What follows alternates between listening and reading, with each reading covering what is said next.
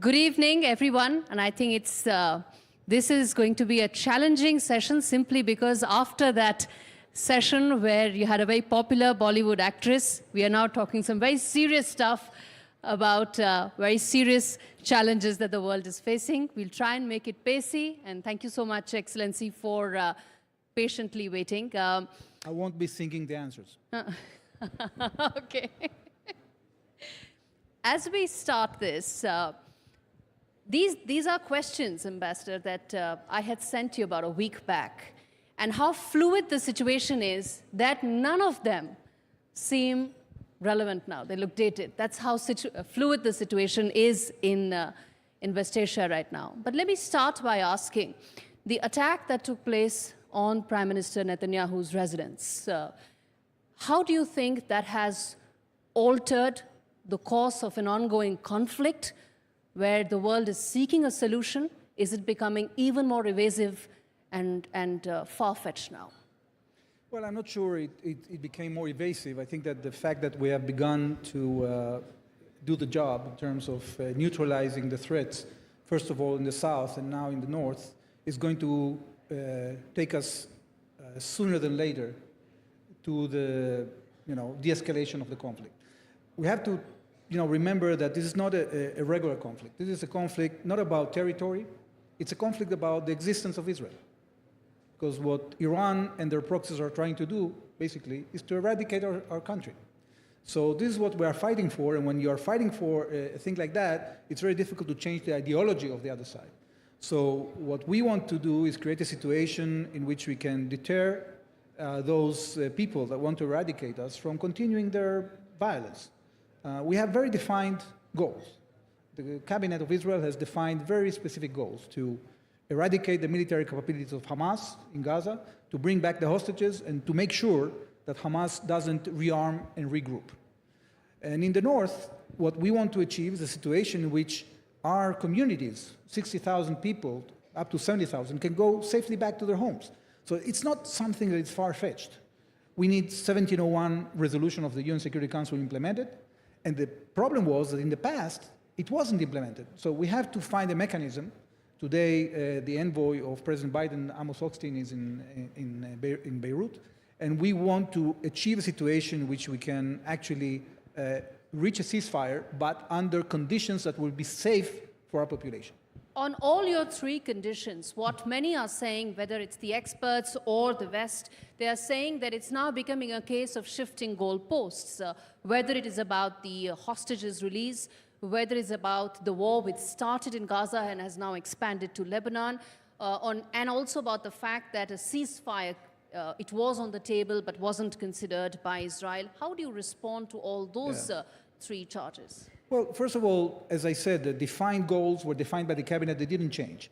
We aspired to get into a situation in which we can only concentrate in neutralizing the Hamas threat in the south. What happened was that on the 8th of October, in completely unprovoked way, Hezbollah started shooting at Israel. So after 11 months of trying to use diplomacy in order to solve the situation and reach the implementation of UN Security Council Resolution 1701, we had basically no choice but to use force in order to convince the other side to start moving in the direction that is desirable. So our goals have stayed completely unchanged.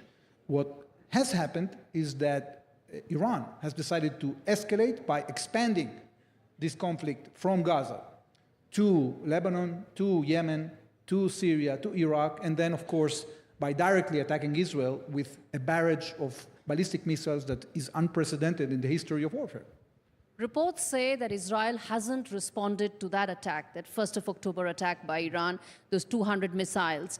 And some reports seem to suggest that retaliation may happen soon, and the window that Israel may like to use is now till November 5th, when American leadership is predominantly occupied by an election. Is that a correct assessment? Well, the elections in the United States are not a factor here. What is a factor is that we have not only the right, but also a duty to retaliate, Gori, because actually imagine a situation in which a country like Iran is capable of threatening any country in the region with their military capabilities, without any repercussions. This is completely unacceptable.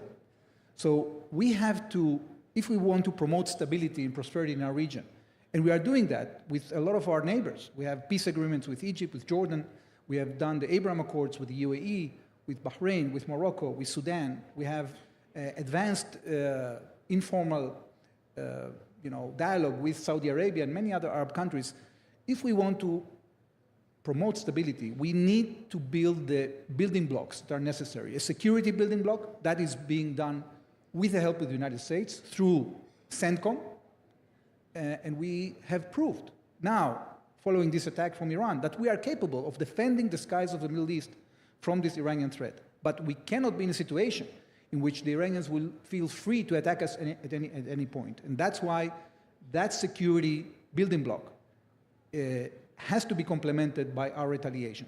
And if we have a security parameter, a security building block, then we can have political stability, and then on those building blocks we can build the economic stability.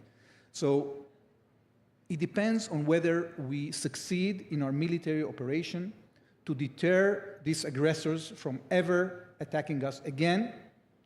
And if that succeeds, then not only the countries of the region, but also India and other countries in the world will feel more comfortable to invest in our region. Because imagine that any investment is hindered or is menaced by these unprovoked attacks that are coming from Iran and their proxies. That's completely unacceptable. Two questions I want to ask on that. One, you mentioned about neighbors.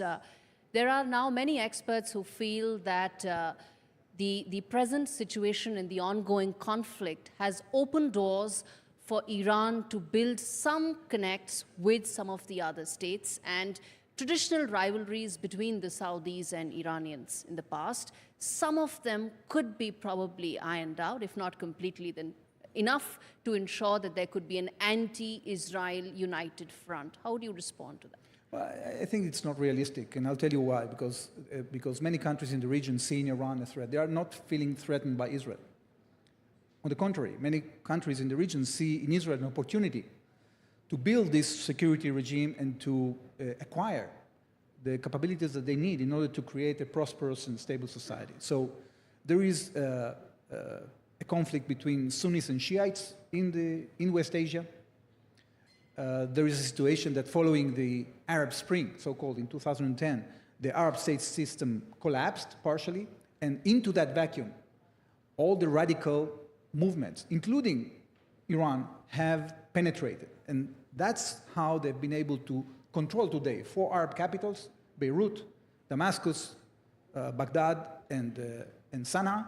And in this way, they are undermining the existence of Sunni Arab countries. So if we do not show resolve, if the Western powers do not show resolve in countering this aggression, of course, many countries will have no choice but to court the Iranians, because they will be afraid from an Iranian attack.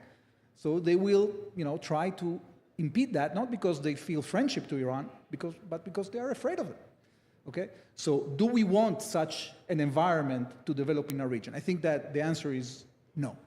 So the answer is that we need to actually deal with the aggressors if we want to achieve peace and prosperity in our region. The fact that after the elimination of the Hamas leadership, successive leaders have been eliminated by Israeli forces in the last couple of weeks, they've been able to recoup, they've been able to continue attacks, some small, some big, but the fact that they have an ability to recoup, many say that defeats the present form in which Israel is responding to these terror outfits. How do you comment on that? Well, I think that people are forgetting what is happening on the ground. What we have managed to achieve in the Gaza Strip right now is that we have defeated the army, the terrorist army of Hamas, in a way that they cannot pose a threat, a missile threat to Israel. So we have neutralized that threat. We have destroyed their missile factories. We have sealed the border between the Gaza Strip and the Sinai, so it will be much more difficult for them to rearm, okay? And yes, we have a partial result when it comes to 2 issues. First of all, we have only brought back 150 out of the 250 hostages. We still have 101 hostages left. And we have not yet found a way, an efficient way, to remove Hamas from government. So there are now attempts by the IDF, in coordination, of course, with the government, to create new situations in which we will be able to, for example, distribute humanitarian assistance, so Hamas cannot actually hold the population hostage like they've been doing so far. So there's still some way to go. But in terms of the military balance, this completely changed in the Gaza Strip. In the north, we have somewhat of a similar situation because the IDF has managed to clear between 1 and 3 kilometers from our northern border into Lebanon, and they have discovered there huge amounts of weapons, silos, tunnels, and the infrastructure that an elite force of Hezbollah called the Radwan forces were preparing in order to invade Israel. So this is very clear, and that's, of course, on top of many other things we've done in Lebanon. So right now, the balance, I think, is changing in Israel's favor. We have to find a way to continue our operation in order to achieve the goals and achieve, possibly, political and diplomatic arrangements that will make sure that I this was coming to just that, sir, please. Which is that, one, that it's been a year in terms of the collective punishment approach that Israel has been following, right? It's largely What do you mean by collective punishment? In the fact that, there's also a large civilian toll for Well, but Gaza. that's not collective punishment. People sometimes are confusing between two things. Okay. The fact that, unfortunately, in wars, there is collateral damage, and especially in situations in which you have terrorist organizations that are, breaking any rule in the book, are hiding behind civilians and firing at civilians. They are using ambulances to transfer terrorists. They are using hospitals as military bases. When you have terrorist organizations that operate in such an immoral way, the civilian toll will be bigger. Is bound to be high. But what I was coming to was that a year after this approach, there have been fantastic military successes, tactical successes that Israel has seen. Whether you take the pagers for the Hezbollah fighters, or whether you take some of the others, they've been, you've been able to eliminate several top leadership of Hamas. But how do these tactical victories translate into long-term political outcomes that can create the stability that the region needs? Well, that's a very good question. I think that we will need cooperation from international stakeholders, and we will need a situation in which the military success is so decisive that the other side actually, out of fear for the survival, will want actually to achieve a diplomatic outcome. That's very difficult to achieve, especially in our region, because you are not dealing here in diplomatic negotiations between two countries. Like, for example, Foreign Minister Jaishankar was talking before about an advancement in negotiations between India and China. This is not a regular situation in which you deal in diplomacy between two countries. You are dealing with radical forces, terrorist groups that are led by an agenda of elimination. So it's not that easy. That's why your question is very good and it's very important. This is a question we have to ask ourselves all the time. And we are seeking cooperation from our American friends and from other countries that are willing to step up to the plate in order to help us stabilize the situation for the long term. But many Western countries are now asking for an arms embargo as far as Israel is concerned. So in that, where do you fit in the political outcomes that Israel aspires for in terms of a long-term solution, even as it wishes to continue these look, I think military that strategies? it's a bit confusing, the situation. I think that many of those countries that have stated statements like that, first of all, are not in the first place selling us any weapons, and if they do, it's pretty minor. And at the end of the day, they have political constraints within their own countries when it comes to different minorities. But it's not really, at this point, undermining whatsoever our military effort. So I don't think that this is going to be substantive in terms of how this war is conducted or ends. I have two questions to ask, Ambassador, and you've been very candid. And the one question is that everybody's saying that when is that day after going to come? When you talk from a, you talk from a human point of view, when you talk from a, civilian point of view, you talk from the fact that the war expanded. It didn't start with Lebanon, it expanded. So when is that day after going to come? Or has the Israeli political leadership decided to postpone that decision due to several of its own domestic constraints? That's something that many are asking. I have to revert the question back to you, because the question is what kind of day after you want. If you want a day after that will look like the day before, in which, in a completely unprovoked way, you can be attacked by a genocidal terrorist organization, then the answer is, I don't want that day after.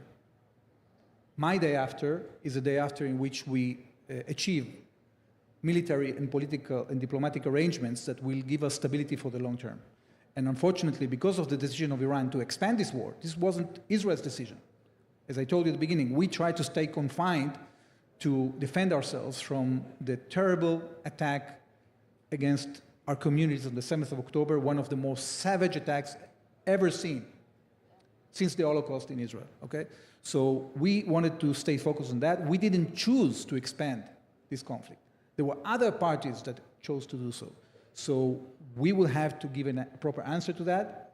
And if we succeed, then there is a chance that in the long term, these kind of attacks won't repeat themselves, not only against Israel, but also against other countries in the region and in the world at large.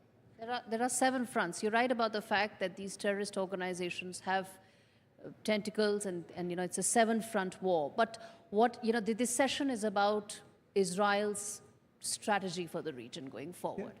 What is that strategy? Against how these against as I said it before, it's building blocks. You have to have a security building block. We are building it together with our neighbors and our American friends. We have great intelligence cooperation. We have operational cooperation. We are trying together to defend the skies of the region, to secure trade in the region. So that security building block is it has expanded substantially following the Abraham Accords. It's going to continue to expand. That's number one. Number two is political stability. If we have a good outcome of this military confrontation, we'll be able to expand the Abraham Accords to include other countries in the region that want to join the wagon of prosperity and stability. And if we achieve in doing that... Saudi Arabia, is that accord still on track? Yes, and if we achieve in doing that, then we are going to have the possibility to implement larger projects, global projects like IMEC, that are going to connect India with Europe and vice versa. So nobody is going to enter into this adventure of investment if we don't build the building blocks that are necessary. And that is our strategy. Okay. Then this conclave, this summit, it talks about the India century. And I must ask you this, Excellency, that in a conflict where many developed countries seem to have said that at this stage, political outcomes look not very much feasible on the table for them. Some have even said that maybe countries like India or India can be at the forefront of possibly bringing stakeholders on the table. How do you see India's role in West Asia, and especially for this conflict? Well, I think a substantial role for India, because India is a rising power. I was looking yesterday at the data. I saw that in the next year, when India grows by 7%, it's going to grow by $260 billion. And then the year after, it's going to grow by $300 billion. And then the year after, it's going to grow by $350 billion. Our economy is $600 billion. Okay? So what India adding half an Israel every year. Yeah. So what India has to contribute to the world is huge. India is going to become a powerhouse, a manufacturing hub, and it needs to be connected to the world. It has a lot to offer to countries in West Asia. I've seen how India has been working very well to increase the links with the UAE in the last year. And when all this infrastructure of connectivity is set, then we're going to see an incredible role of India in our region, because it's not going to be just about merchandise. It's going to be about manufacturing together. It's going to be about establishing, as we speak, there are communication cables, optic fiber, that are being built between Europe and India. So there are many aspects of this that are going to bring a lot of prosperity to our region, and we depend on the goodwill of India, on the investments of India, on the cooperation with India, and therefore that role is going to increase every year. All right. Right, Excellency. Thank you so much for speaking at a time when there's enough and more that's happening in the region, and we are hopeful that this conversation could possibly bring a new dimension to a conflict that the world is wanting to end, but unfortunately doesn't look like ending anytime soon. Thank you, Excellency, for taking Thank you, Gaurav.